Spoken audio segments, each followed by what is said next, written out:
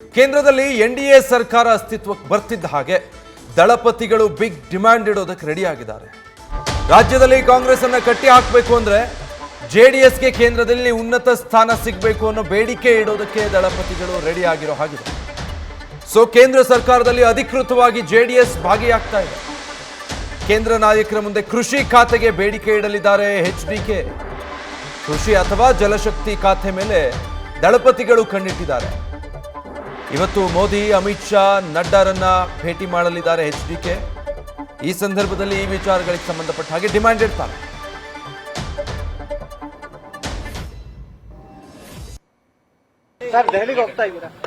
ಸಾಯಂಕಾಲ ಸಭೆ ಇದೆ ಬ್ರದರ್, ಇಂಡಿಯಾದು ಬರಬೇಕು ಅಂತ ಹೇಳಿದ್ದಾರೆ, ಹೋಗ್ತೀವಿ. ಸಾಯಂಕಾಲ ಸಭೆ ಇದೆ ಬ್ರದರ್, ಇಂಡಿಯಾದು ಬರಬೇಕು ಅಂತ ಹೇಳಿದ್ದಾರೆ, ಹೋಗ್ತೀವಿ. ಡೀಟೇಲ್ಸ್ ಕೊಡ್ತಾರೆ ಮಂಜುನಾಥ್, ಲೈವ್ ನಲ್ಲಿ ಜಾಯ್ನ್ ಆಗ್ತಾ ಇದ್ದಾರೆ. ಮಂಜುನಾಥ್, ಸಭೆಗೆ ಹೋಗ್ತಿದ್ದಾರೆ ಹೌದು, ಬಟ್ ಚುನಾವಣೆಗೆ ಮುಂಚೆಯಿಂದನೂ ಪ್ರಚಾರ ಮಾಡಿದ್ದೆ ಹಾಗೆ ಕೇಂದ್ರದಲ್ಲಿ ಸಚಿವರಾಗ್ತಾರೆ ಕುಮಾರಸ್ವಾಮಿ ಅವರನ್ನು ಗೆಲ್ಲಿಸಿ ಅಂತ. ಸೊ ಈಗ ಅದನ್ನ ನಿರೀಕ್ಷಿಸಬಹುದಾ?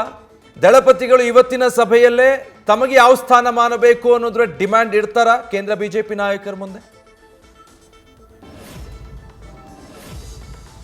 ಖಂಡಿತವಾಗಿಯೂ ವಿಜಯ್, ಏನಂದ್ರೆ ಲೋಕಸಭಾ ಚುನಾವಣೆಯಲ್ಲಿ ರಾಜ್ಯದಲ್ಲಿ ಕಾಂಗ್ರೆಸ್ ಅನ್ನ ಕಟ್ಟಿ ಹಾಕಬೇಕು ಅನ್ನೋ ನಿಟ್ಟಿನಲ್ಲಿ ಅಥವಾ ಪ್ರಧಾನಿ ನರೇಂದ್ರ ಮೋದಿ, ಅಮಿತ್ ಶಾ ಜೊತೆಗೆ ಜೆಪಿ ನಡ್ಡಾ ಅವರು ಖುದ್ದು ದೇವೇಗೌಡರು ಮತ್ತೆ ಕುಮಾರಸ್ವಾಮಿ ಅವರ ಜೊತೆ ಒಂದು ರಾಜ್ಯದಲ್ಲಿ ಮೈತ್ರಿ ಮಾಡಿಕೊಂಡ್ರು. ನಂತರ ಚುನಾವಣೆ ಸಂದರ್ಭದಲ್ಲಿ ಕೂಡ ಕುಮಾರಸ್ವಾಮಿ ಅವರು ಏನು ರಾಜ್ಯದಲ್ಲಿ ಜೆಡಿಎಸ್ ಮತ್ತೆ ಬಿಜೆಪಿ ಗೆಲ್ಲಬೇಕಾದ್ರೆ ತಮ್ಮ ಒಂದು ಎಫರ್ಟ್ ಏನಿದೆ ಅಥವಾ ತಮ್ಮ ಪರ್ಸೆಂಟೇಜ್ ಆಫ್ ವೋಟಿಂಗ್ ಏನಿದೆ ಅನ್ನೋದನ್ನ ಈಗಾಗಲೇ ಹೈಕಮಾಂಡ್ ಗಮನಕ್ಕೆ ತಂದಿದ್ರು. ಆ ಸಂದರ್ಭದಲ್ಲೇ ತಾವು ಎನ್ಡಿಎ ಭಾಗವಾದ್ರೆ, ಸರ್ಕಾರಕ್ಕೆ ಅಧಿಕಾರಕ್ಕೆ ಬಂದ್ರೆ ಎನ್ಡಿಎ, ಆ ಸಂದರ್ಭದಲ್ಲಿ ಪ್ರಮುಖ ಖಾತೆಯನ್ನ ಕೇಳಲಿಕ್ಕೆ ತೀರ್ಮಾನವನ್ನು ತೆಗೆದುಕೊಂಡಿದ್ರು. ಅದರಲ್ಲೂ ಕೂಡ ಪ್ರಮುಖವಾಗಿ ಕುಮಾರಸ್ವಾಮಿ ಅವರ ಕಣ್ಣು ಎರಡು ಖಾತೆಗಳ ಮೇಲೆ ಬಿದ್ದಿರುವಂತದ್ದು. ಒಂದು ಕೃಷಿ ಖಾತೆ ಏನು ದೇಶದಲ್ಲಿ ಸ್ವಲ್ಪ ಕೃಷಿ ವಿಚಾರವಾಗಿ ಸಾಕಷ್ಟು ಹಿನ್ನಡೆ ಆಗ್ತಿದೆ, ರೈತರಿಗೆ ಸಾಕಷ್ಟು ಸಮಸ್ಯೆಗಳಾಗ್ತಿದೆ.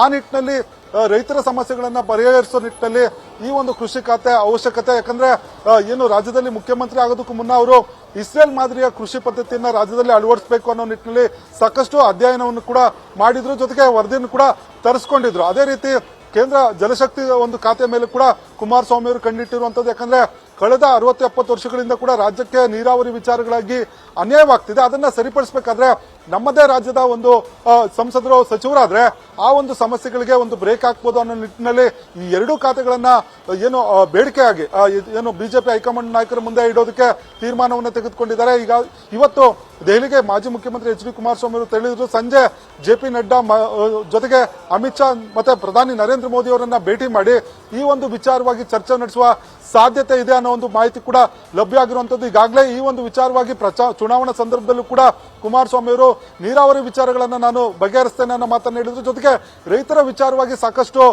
ಚರ್ಚೆಯನ್ನು ಮಾಡಿಸಿದ್ರು, ರೈತರ ಸಮಸ್ಯೆಗಳ ಬಗ್ಗೆ ಕೂಡ ಚರ್ಚೆ ನಡೆಸಿದ್ರು. ಹಾಗಾಗಿ ಈ ಎರಡು ಖಾತೆಗಳ ಮೇಲೆ ಒಲವನ್ನ ಕುಮಾರಸ್ವಾಮಿ ಅವರು ಹೊಂದಿದ್ದಾರೆ. ಹಾಗಾಗಿ ಇವತ್ತು ನೇರವಾಗಿ ಬಿಜೆಪಿ ಹೈಕಮಾಂಡ್ ನಾಯಕರು ಭೇಟಿ ಮಾಡಿದ ಸಂದರ್ಭದಲ್ಲಿ ಈ ಒಂದು ವಿಚಾರವನ್ನು ಪ್ರಸ್ತಾಪ ಮಾಡಿ ತಮಗೆ ಜೆಡಿಎಸ್ಗೆ ಎನ್ಡಿಎ ಭಾಗವಾಗಿ ಒಂದು ಸಚಿವ ಸ್ಥಾನವನ್ನು ನೀಡಬೇಕು, ಆ ಒಂದು ನೀಡೋ ಸಚಿವ ಸ್ಥಾನದಲ್ಲಿ ಈ ಎರಡು ಖಾತೆಗಳಲ್ಲಿ ಒಂದು ಖಾತೆಯನ್ನ ಕೊಡಬೇಕು ಅನ್ನೋ ಒಂದು ಡಿಮಾಂಡ್ ಅನ್ನ ಇಡೋದಕ್ಕೆ ತೀರ್ಮಾನವನ್ನು ತೆಗೆದುಕೊಂಡಿರುವಂತದ್ದು. Vijay, okay, thank you Manjunath.